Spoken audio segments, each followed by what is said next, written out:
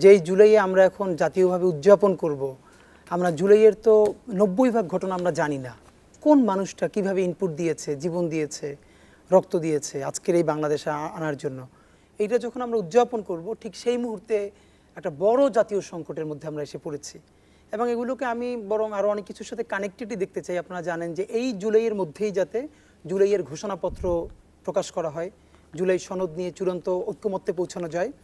এটা যখন জাতীয় দাবি হয়ে গেছে এবং রাষ্ট্র সরকার নিজে এমনকি অন্যান্য পলিটিক্যাল এন্টিটি যেগুলো আছে তাদের মধ্যেও অনেক বিভাজন ছিল। ধরেন বিএনপি, অন্যান্য দল, এটা নিয়ে অনেক তাদের মধ্যে পার্থক্য ছিল।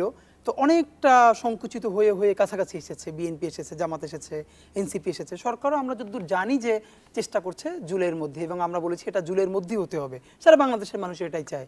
ঠিক তখনই এমন কিছু পলিটিক্যাল ক্রাইসিস তৈরি হয়ে যাচ্ছে যখন আমাদের সবথেকে ফোকাস থাকার কথা জুলাইয়ের ঘোষণাপত্র, জুলাই সনদ, আমাদের নতুন বাংলাদেশ বিনির্মাণের আকাঙ্ক্ষা কেমন হবে, তখন আমরা বরং প্রচণ্ড কাদা ছড়াছড়ি এই সংকটটা তৈরি হয়েছে। এবং এটা যে একদম এমনিতেই ঘটে গেছে, বরং আমরা একটু ক্রিটিক্যালি দেখতে চাই যে এটা আসলে এমনিতেই ঘটে যাওয়ার মতো ব্যাপার না। এর কোন সময়ে ঘটছে, কিভাবে ঘটছে, এটার সাথে অনেক কিছু যুক্ত থাকতে পারে।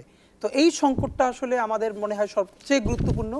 যে পলিটিক্যাল পার্টিসগুলো আছে, বিএনপি, জামাত ইসলাম, এনসিপি, যারা প্রধান স্টেক, অন্য সকল রাজনৈতিক দল, বিশেষ করে প্রধান ধারাগুলো, তারা যত সংকট, যত গালিগালাজ নিজেরা নিজেদেরকে দিক, অন্তত একটা জায়গায় তাদের বারবার বসতে হবে, প্রয়োজনের প্রতি ঘন্টায় তাদের সাথে আলাপ থাকতে হবে যে তাদের এই কাদা ছড়াছড়ির মধ্যে দিয়ে যাতে এখানে তৃতীয় কোনো শক্তি, সেটা বিভিন্ন শক্তি হতে পারে, তারা যেন এই স্পেসটা নিয়ে নিতে না পারে এবং প্রচণ্ড পলিটিক্যাল সংকট তৈরি করে বাংলাদেশকে যেন বিপদগামী করতে না পারে।